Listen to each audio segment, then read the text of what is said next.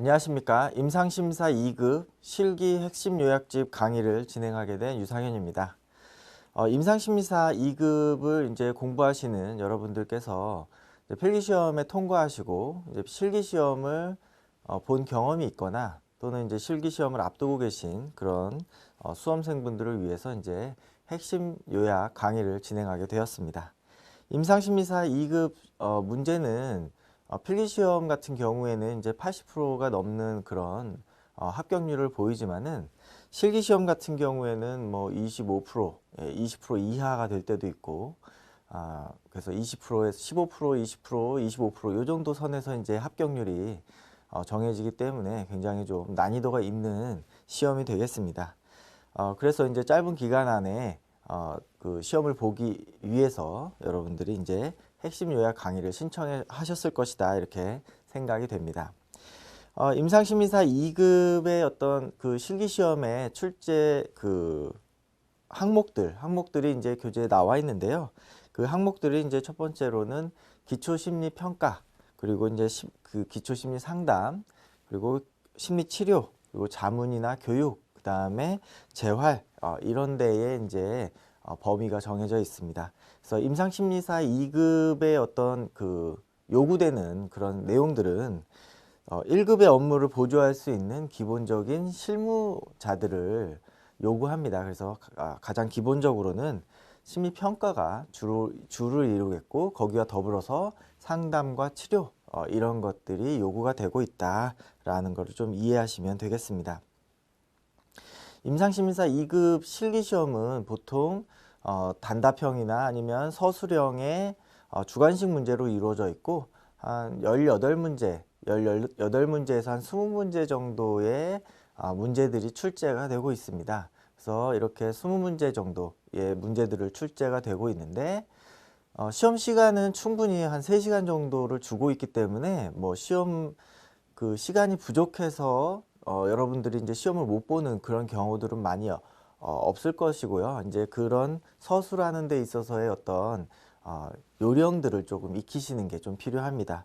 기본적으로 이제 손으로 쓰는 글씨이기 때문에 이제 최근에 워드나 이런 그 컴퓨터를 이용한 그런 학습을 많이 하시는 그런 분들께서는 손으로 쓰는 그 연습들도 좀 필요하다 이렇게 말씀드리겠습니다. 그래서 여러분들이 이제 준비를 하는 데 있어서 전체적인 어떤 경향들을 좀 파악하고 난 이후에 그 내용들을 조금 점검하는 식으로 강의를 진행할 것입니다. 이 실기 요약집은 그 기출문제 내용들과 이 출제 범위 내에서 여러분들이 이제 포인트 되는 키워드 되는 그 내용들을 가지고 정리를 해 놓은 내용이기 때문에 시험에 이제 바로 주관식 시험에 바로 이제 응답할 수 있도록 구성이 되어 있습니다. 그래서 2급의 어떤 출제 내용들을 좀 한번 살펴보면,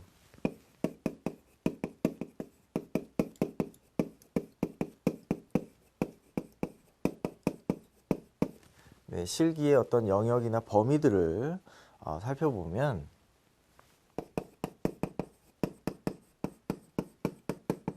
네, 첫 번째로 우리가 이제 기초 심리 평가다.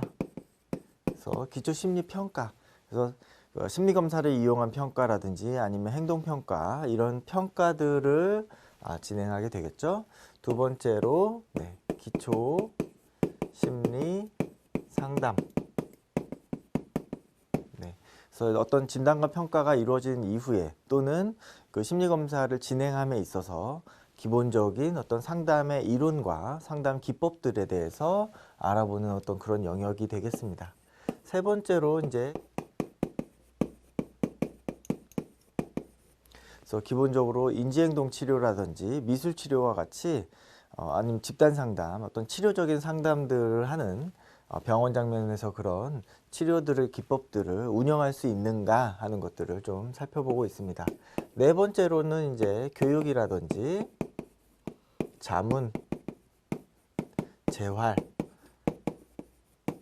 같은 내용에서 이제 이런 영역들이 이루어져 있습니다. 그래서 이런 영역들에 주로 단답형이라든지 또 서술형으로 18문항에서 20문항 정도가 출제가 되고 있습니다. 그래서 이렇게 이제 다양한 문항들이 이제 나오고 있고요. 그리고 이제 배점이 이제 3점에서 많게는 8점, 뭐 10점짜리 어떤 문제들도 이제 출제가 되곤 했습니다. 그래서 이런 문제들이 좀 나와 있죠. 그래서 그 문항들이 사례를 어떤 정리하는 그런 문제들도 있고, 아니면은 개념만 이렇게 간단하게 물어보는 단답형 문항들도 있습니다. 그래서 다양한 문항들이 출제가 되고 있기 때문에 여러분들이 거기에 좀 대비하셔야 된다. 그래서 그 개념들에 대해서 본인 스스로 한번 노트 정리를 하는 것도 굉장히 도움이 많이 되고, 계속 이렇게 써보는 연습, 그리고 3시간 정도를 주어지고 써야 되기 때문에 이제 손이 이렇게 어떤 쓰는 연습이 안 돼 있으면 쓸 때 굉장히 이제 손이 아픈 그런 경험들을 또 하실 수가 있습니다. 그래서 이런 출제 기준들을 좀 가지고 있다라는 거 여러분들이 이해하시면 되겠고요. 거기에 이제 우리가 첫 번째로 보아야 될 과목이 기초심리평가가 되겠습니다. 그래서 기초심리평가에 대한 내용들이 이제 어떤 내용들이 있는지 전체적으로 개략들을 좀 한번 살펴보겠습니다. 그래서 기초심리평가라는 것은 결국에 이제 그 내담자가 가지고 있는 정신장애를 어떻게 진단하고 평가할 것인가 하는 그런 과정이 되겠죠. 그래서 기초심리평가에는 기본적으로 심리검사를 이용한 평가가 있을 것이고, 면접이나 행동평가로 이루어지는 평가가 있을 것입니다. 그래서 면접과 이제 어떤 행동평가로 이루어지는 그런 그 평가의 어떤 과정들 속에서 이 심리검사들은 기본적으로 이제 지능과 관련된 지능을 알아보는 지능검사가 있고, 그 다음에 성격을 알아보는 성격검사가 있겠습니다.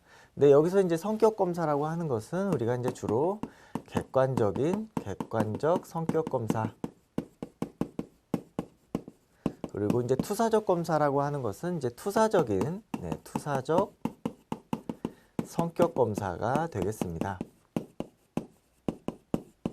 물론 이런 영역에서 다양한 어떤 그 심리 검사들이 개발되어 있지만은 우리가 대표적으로 배우게 되고 이제 활용하게 되는 검사가 지능 검사에서는 웩슬러 지능 검사, 객관적 성격 검사에서는 이제 MMPI, 그리고 투사적 성격 검사에서는 로샤 검사가 있겠습니다. 그래서 이 세 가지의 어떤 큰 카테고리를 통해서 이제 심리검사에 대한 내용들을 좀 이해하고, 이 내용들이 이제 풀배터리에도 기본적으로 포함이 되게 되겠죠. 그래서 종합검사를 할 때 이런 검사들을 포함하게 된다라는 거 이해하시면 되겠습니다. 물론 이제 이 이외에도 다양한 검사들이 나오지만은 일단 기본적으로 이런 큰 주요 검사들을 중심으로 여러분들이 공부를 하시면 되겠습니다. 그리고 이제 이 검사에는 이런 어떤 지능 검사나 성격 검사와 별도로 이제 신경 인지 검사들이 있습니다. 주로 이제 치매 환자라든지 아니면 뇌 손상 환자 같은 신경 인지 장애 또는 이제 지적 장애나 어떤 그런 그 발달 장애의 어떤 문제들을 갖고 있는 신경 발달 장애의 어떤 내용들을 검사하는 신경 인지 검사들이 있겠죠. 그래서 이런 신경 인지 검사들도 심리 검사의 한 축으로 우리가 이해할 수 있다. 그래서 심리검사에 지능검사라든지 성격검사, 투사검사, 신경인지검사, 그리고 행동평가, 이런 내용들이 이제 기초심리평가에 들어가겠다라는 걸 이해하시면 되겠습니다. 물론 이제 이 심리검사나 행동평가 방법 이런 것들을 우리가 개별적으로 다 공부를 해야 되기도 하지만은 결국에 이것들은 검사를 하는 이유는 진단과 평가가 되기 위한 어떤 과정이 되겠죠.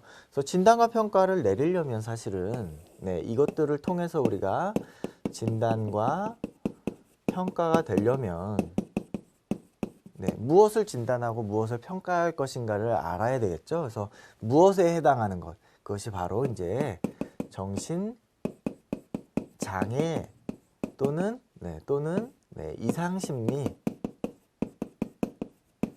이 정신병리 뭐 이런 용어들로 우리가 사용하고 있는 정신장애에 대한 내용들도 조금 이해를 해야 됩니다. 그래서 이런 어떤 정신장애에 대한 이상행동이라든지 어떤 정신장애에 대한 이해가 됐을 때 이런 검사들이나 평가들을 통해서 우리가 진단과 평가를 내릴 수가 있는 거겠죠. 그래서 이런 어떤 정신장애나 이상심리에 대한 내용들은 우리가 이제 DSM-5, DSM-5의 체계들을 이해하면서 이것들을 조금 보게 되겠습니다. 그래서 DSM-5에 대한 내용들 자체만을 문제로 출제한다기보다는 이런 심리검사의 이런 기초 심리평가 안에서 이런 정신장애들을 물어보는 그런 문제들이 출제되고 있기 때문에 여러분들은 이제 기본적으로 이상심리에 대한 내용들, DSM-5에 대한 내용들을 이해하시고 계시고, 그리고 각각의 심리검사가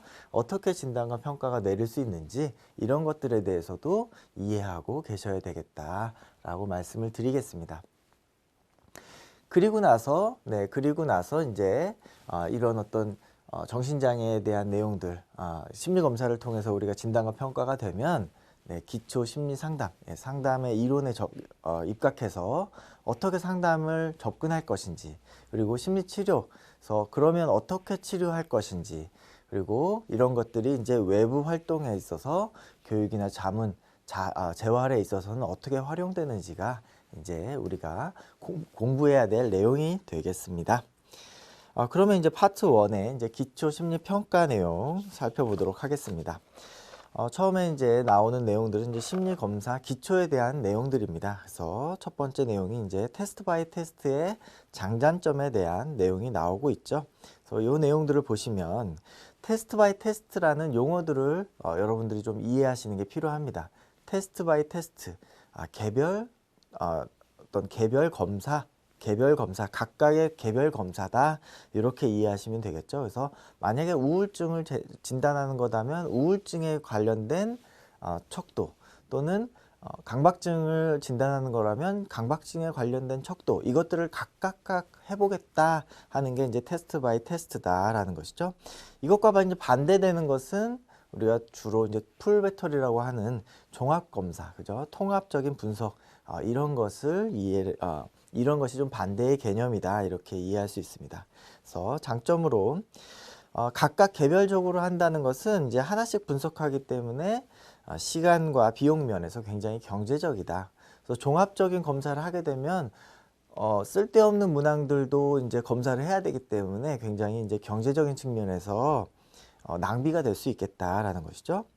두 번째로는 이제 각각의 심리평가 목적에 맞는 최적의 검사 도구를 선정할 수가 있겠다. 그 상담자가 인터뷰를 통해서 내담자를 인터뷰를 했을 때, 인테이크를 했을 때, 이 내담자는 우울증에 대한 것들이 좀 가설이 확증적이다라고 하면, 그죠? 우울증 척도만으로도 그 내담자를 이해할 수가 있겠죠. 그래서 목적에 맞는 최적의 검사 도구를 뽑을 수가 있는 것이다 라는 것이죠.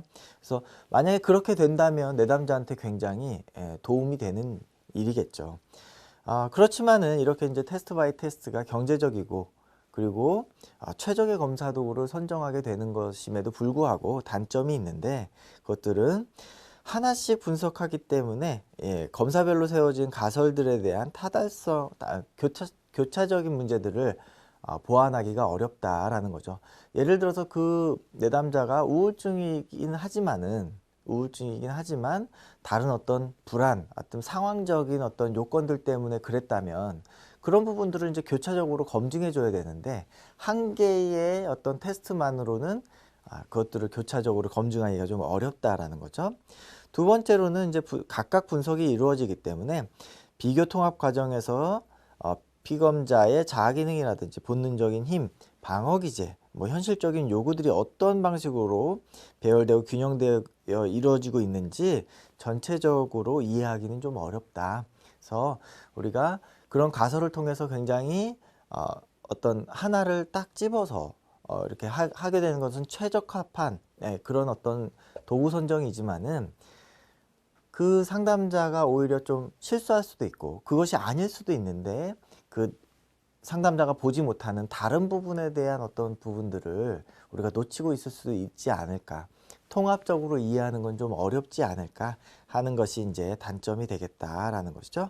이 내용들을 한번 정리를 해보도록 하겠습니다. 그래서 테스트 바이 테스트의 장단점이 되겠습니다.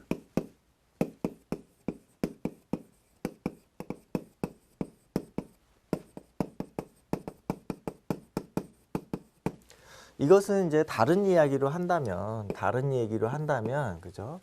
다른 방식으로 이제 출제가 된다면, 풀 배터리를, 풀 배터리, 풀 배터리의 장단점과도 이렇게 맞닿아 있는 내용이 되겠죠. 그래서 테스트 바이 테스트라는 것, 그러니까 개별적으로 검사를 하는 것과 종합 검사를 하는 것과 어떤 장단점을 가지고 있을 수 있는가 하는 내용이 되겠습니다. 그래서 풀 배터리 여기서 나오는 이제 테스트 바이 테스트의 장점. 그래서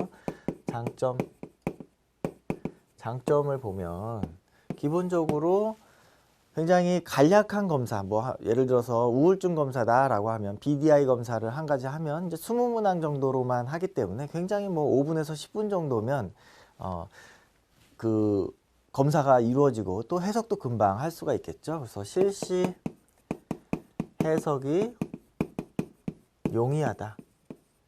시간 경제적이다. 시간과 비용에 있어서 경제적이다. 이런 장점을 가지고 있겠죠. 그리고 이런 심리평가 목적에 있어서 내담자의 목적에 심리검사의 목적에 최적합하다라는 것이죠. 그래서 이런 최적의 검사 도구를 선정하기 때문에 내담자한테도 굉장히 좋은 그런 내용이 되겠다라는 것이죠.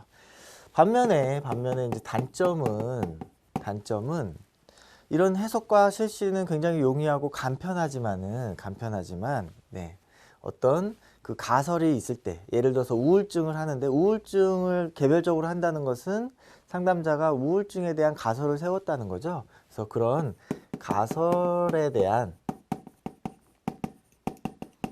교차 검증이 어렵다. 그래서 가설이 틀렸을 경우에는 그 검사 자체가 좀 무용지물이 될 수가 있고 설령 그 우울증 척도로 해가지고 나왔다고 하더라도 간편진단이라든지 어떤 다른 검증들이 좀 필요할 수 있겠죠. 그런 것들에서 좀 어려움이 있을 수 있겠다. 그래서 오류를 검증하기가 어렵다. 오류 검증이 어렵다. 그리고 이제 각각 이루어지기 때문에 통합적이고 종합적이고 이해가 어렵다.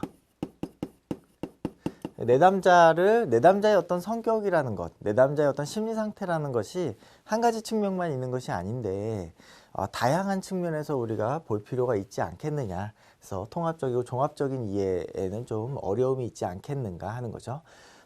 이 풀배터리나 테스트 바이 테스트가 이제 반대의 개념이기 때문에 풀배터리의 장단점을 한다 그러면 여기에 나와 있는 단점들이 이제 장점으로 올라가고, 그죠?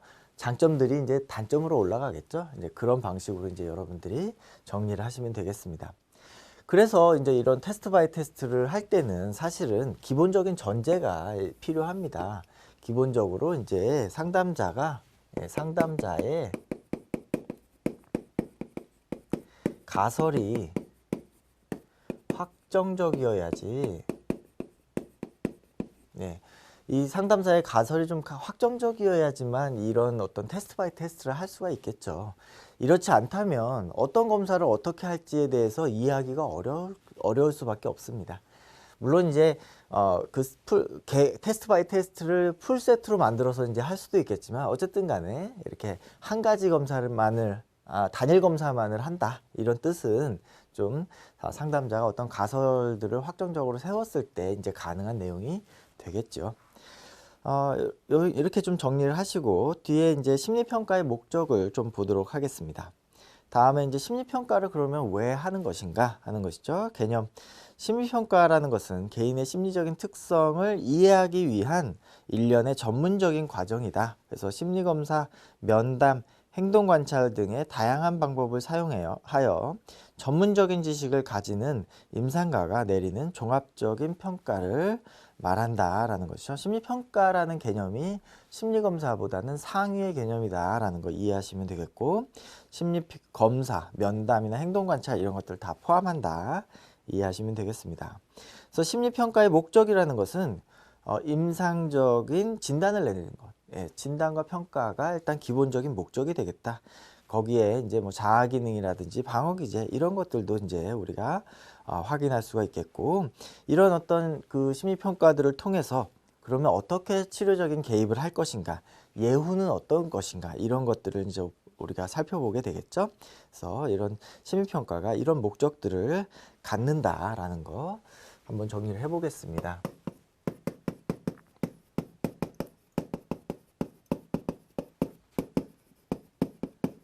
네, 심리평가의 목적은 일단 기본적으로 진단, 임상적인 진단과 평가에 있다.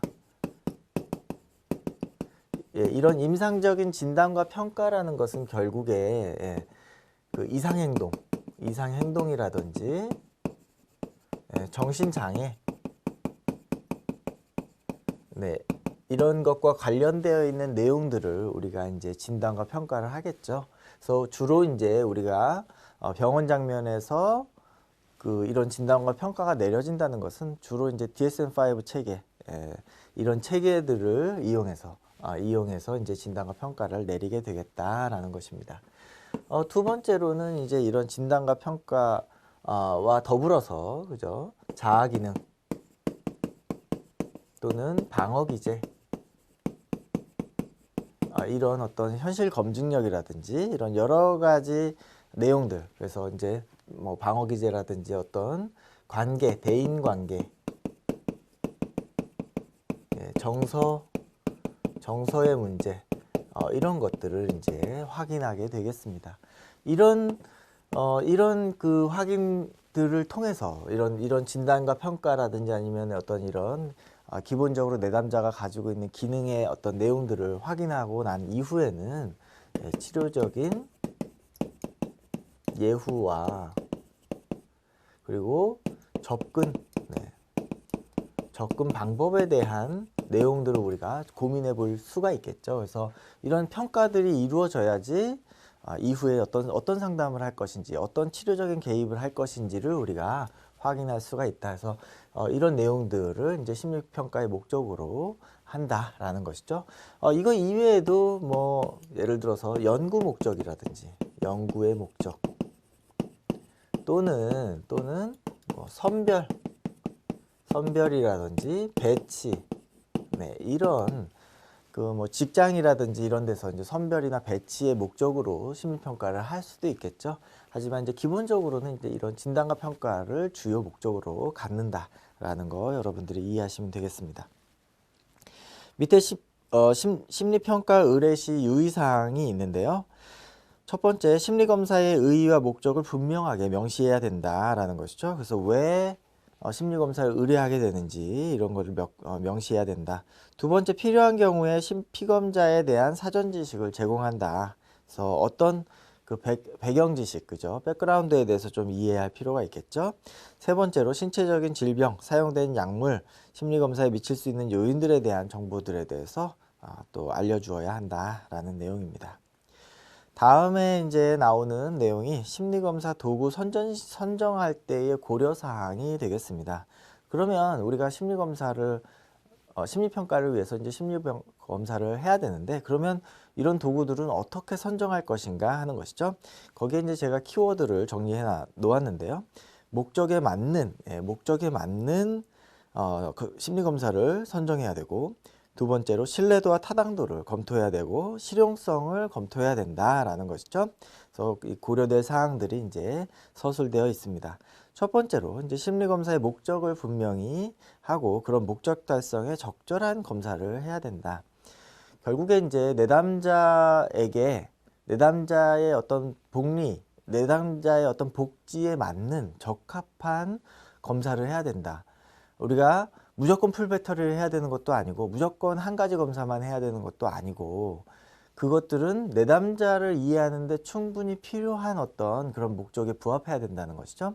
내담자가 경제적으로 너무 어려운데 풀배터리를 비싼 어떤 검사를 권유한다거나, 또는 상담자가 그렇게 풀배터리를 해야만 하는 이유 때문에, 상담자의 어떤 이유 때문에 그런 그 검사들을 권유한다면 굉장히 좀 윤리적으로 문제가 되겠죠. 그래서 이런 검사 도구를 선정할 때는 어떤 윤리적인 문제들을 항상 고려해야 되는데, 그 목적을 좀 분명하게 하고 최적의 어떤 그 검사 도구들을 우리가 선정해야 된다. 그런데 좀 주의를 기울여야 한다라는 것이죠. 그리고 이런 검사들은 대체적으로 이제 표준화된 검사를 우리가 써야 된다라는 것입니다. 그래서 물론 이제 투사적 검사는 표준화가 좀 어렵기는 하지만은 기본적으로 신뢰도와 타당도가 높은 검사를 우리가 활용해야지만 그 검사 결과들을 우리가 일반화시킬 수가 있고 그 내담자를 상대적으로 비교할 수 있기 때문에 표준화된 검사들을 좀 활용할 필요가 있겠죠. 그리고 심리검사의 실용성도 고려해야 되겠죠. 그래서 그 검사 시행의 어떤 실시나 채점의 간편, 그리고 해석상의 어떤 그런 문제들, 경제적인 내용들, 이런 것들도 좀 검토가 돼야 될 것입니다. 밑에 이제 선정과 실시 조건에 대해서 더 이제 추가적으로 나와 있는데요. 이 내용도 좀 한번 살펴보도록 하죠. 네, 심리 검사 도구의 선정에 있어서 선정 시 고려사항,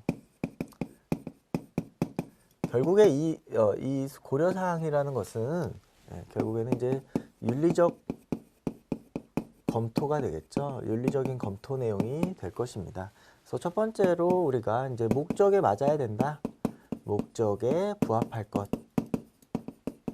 목적에 부합해야 된다. 두 번째로 내담자의 복지를 고려해야 된다. 그래서 내담자의 어떤 경제적, 시간적 활용, 그 다음에 어떤 심리적인 목적, 이런 내용들을 고려해서 내담자의 복지를 고려해가지고 내담자에게 필요 없는 사항인데도 막 권유한다거나 이런 문제들은 좀 없어야 될 것이다.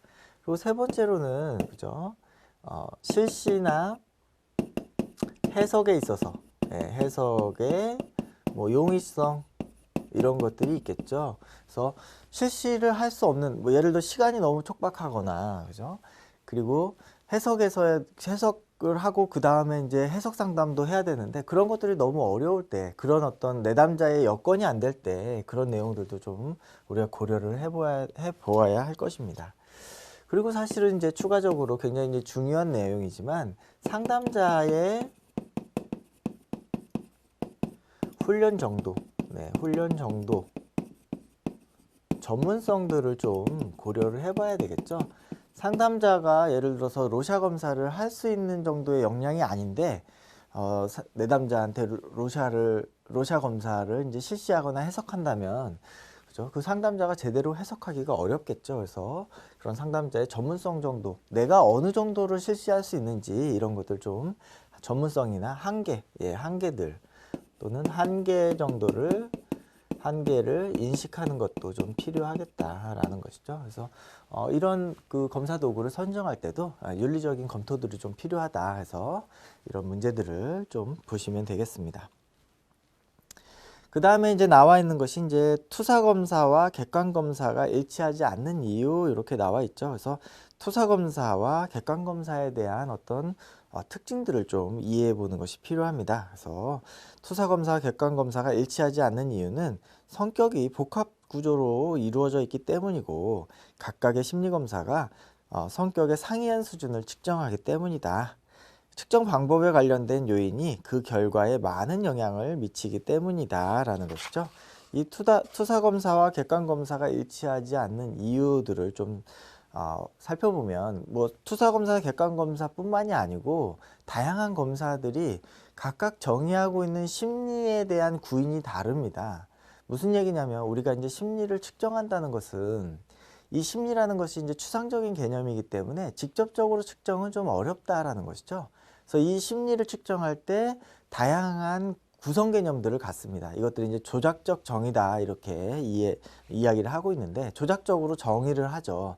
심리라는 것은 이런 것이다. 예를 들어서 우울증이라는 것은 이런 것이다 라는 것을 정의하게 되는데 그 정의에 따라서 측정하고 있는 차원들이 다 다르게 된다라는 것이죠. 그래서 웩슬러 지능검사의 경우 또는 뭐 카우프만 아동용 지능검사의 경우처럼 각 다른 검사가 있는데 그 다른 검사가 가지고 있는 그 조작적 정의, 구성 개념 자체가 틀리기 때문에 다른 차원으로 나타낼 수밖에 없다라는 것이고 객관검사와 투사검사의 차이는 측정의 방식의 차이 때문에도 더 많이 나타나게 되겠죠. 투사검사는 어떤 모호한 어떤 자극에 의한 반응들을 측정하는 데 반해서 객관검사는 이제 자기보고식 검사들이 많기 때문에 이런 반응의 어떤 그 방식의 차이 때문에도 많은 다른 점들이 있을 수 있겠다라는 것입니다. 그래서 성격이라는 것이 한 가지가 아니고 다양한 개념으로 이루어져 있고 그 개념의 어떤 구성 개념들의 차원들이 다르기 때문에 그 검사만의 그러기 때문에 다를 수밖에 없다라는 것입니다. 그래서 투사검사, 객관검사가 일치하지 않는 내용 이렇게 정리가 되어 있고요. 보충해 보시면 실제 임상 장면에서는 가끔 진단적 심리검사의 결과가 서로 일치하거나 일치하지 않거나 그 결과가 환자의 임상 양상에 부합하지 않는 그런 경우들이 발생하게 되는데 그레고리 메이어 등이 발표한 자료에 의하면 로샤 검사와 MMPI를 중심으로 이 같은 심리검사의 불일치를 어떻게 통합할 것인가에 대한 내용을 다루고 있다 이렇게 나와 있죠. 그래서 로샤 검사와 MMPI는 이제 객관검사고 로샤 검사는 투사검사인데 각각 다루고 있는 영역이 각각 다루고 있는 영역에서는 굉장히 타당한 측정 도구이지만은 그 기법상의 차이 그리고 구성 개념의 차이 측정하는 어떤 성격의 차원이 다르기 때문에 다르게 평가되어야 한다 이렇게 나와 있습니다. 그래서 그 내용들도 같이 한번 보시면 되겠습니다. 이것과 이제 같이 더불어서 객관검사의 장단점 이렇게 나와 있는데요. 이 내용까지 한번 정리를 해보도록 하겠습니다. 네, 객관적 보고형 검사, 그죠? 객관적 검사의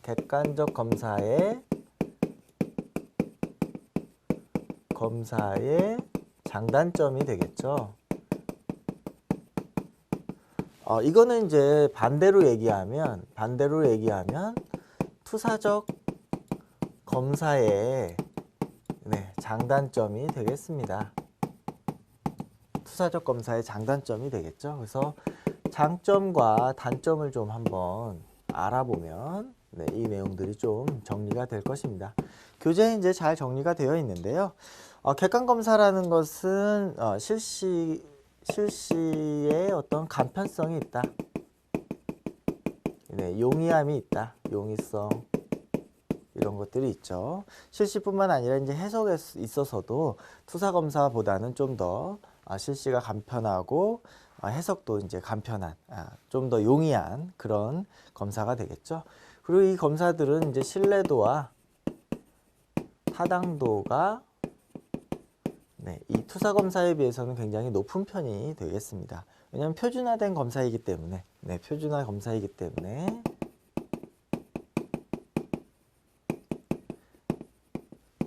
때문에 신뢰도와 타당도가 높다.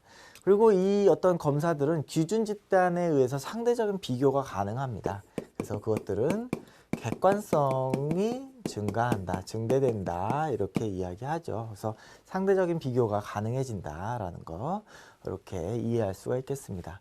단점은 이제 이런 어떤 그 문항들의 내가 그것들의 체크를 하는 것이기 때문에 사회적 바람직성, 사회적 바람직성에 대한 경향이 나타난다. 그 문제를 보면, 그 문항을 보면 내가 어떤 걸 물어보는지를 잘 이해가 되는 거죠. 뭐 예를 들어서 우울한 기분이 듭니까? 라는 질문을 보면 우울증에 대한 검사이구나 라는 걸 알기 때문에 아니요 라고 대답을 할 가능성이 많겠죠. 그래서 사회적 바람직성 또는 사회적 경향성 이렇게 이제 이야기합니다. 그래서 사회에서 보통 사람이 요구되는 그런 그것들을 우리가 이해하고 있기 때문에 그런 식으로 답이 나올 가능성이 많다. 그리고 반응에 대해서 그 일정한 흐름에 있는 반응 경향성을 갖게 된다. 반응에 대한 경향성, 개인이 대답하는 방식에 있어서 일정한 흐름을 갖게 되는 그런 경향성들을 갖게 된다는 거죠. 그리고 문항 내용들이, 문항이 어쨌든 그 지문 안에서 이해를 하고 보고를 해야 되기 때문에 문항 내용이 제한적이다. 그리고 또 하나는 반응에 대해서도, 반응 내용에 있어서도 제약이 있다라는 거죠. 그래서 문항 내용이 굉장히 제한적이고, 그리고 반응 내용에 있어서도 한계가 있다. 왜냐하면 예스와 노 또는 1점에서 5점 뭐 이 정도밖에는 우리가 답변을 할 수가 없기 때문에 이런 내용들이 이제 단점이 되겠다. 투사적 검사는 반대로 여러분들이 이제 생각하면 되시겠죠. 그래서 투사적 검사는 반대로 이제 장점은 이런 반응들이 이제 다양하게 나타나겠고, 반응이 이제 다양하게 나타나겠고, 문항의 어떤 그런 그 내용들, 반응들이 이제 다양하게 나타나기 때문에 어떤 방어가 좀 어려울 수 있겠죠. 반면에 이제 신뢰도 타당도가 낮기 때문에 그런 해석이나 이런 거에 있어서 굉장히 많은 훈련들을 요한다라는 것이 이제 투사적 검사의 장단점이 되겠습니다. 그래서 객관 검사의 장단점에 대한 내용들을 좀 정리해 보셨고요. 그래서 이런 투사적 검사와 객관 검사가 다를 수밖에 없는 이유가 이렇게 다를 수밖에 없는 이유가 이전에 이제 교재에서 살펴보았지만은 첫 번째로 성격의 복잡성. 성격이 한 가지의 어떤 구성 개념으로만 이루어진 것이 아니다. 두 번째는 이제 측정하는 차원이 다르다. 그래서 측정하는 차원들이 좀 다르다라는 것이죠. 세 번째로 이런 어떤 방식의 차이, 검사 방식의 차이가 어떤 결과들을 다르게 나타낸다는 것이죠. 그래서 객관 검사는 이런 어떤 신뢰도 타당도와 객관성을 증대시키지만은 투사적 검사는 반대로 어떤 이런 것들은 우리가 확인할 수는 없지만 반응의 다양성과 방어되지 않는 그런 그 안에 어떤 무의식적인 내용들을 다루기 때문에 이런 검사 방식에 있어서 차이가 있어서 그 내용들도 좀 차이가 있을 수 있겠다라는 거 이해하시면 되겠습니다. 여기까지 해서 이제 우리가 그 객관적 보고형 검사의 장단점까지 좀 살펴보았는데요. 여러분들이 이제 공부를 하실 때 이 내용들을 이제 뭐 한번 살펴보시고 나서 거기에서 여러분들이 이후에 이제 주관식 시험을 볼 수 있도록 청킹할 수 있는 기본적인 키워드들을 좀 암기하시는 방식으로 공부를 하시면 되겠습니다. 다음 강의에서는 이제 극대 수행 검사와 습관적 수행 검사의 특징부터 살펴보도록 하겠습니다. 감사합니다.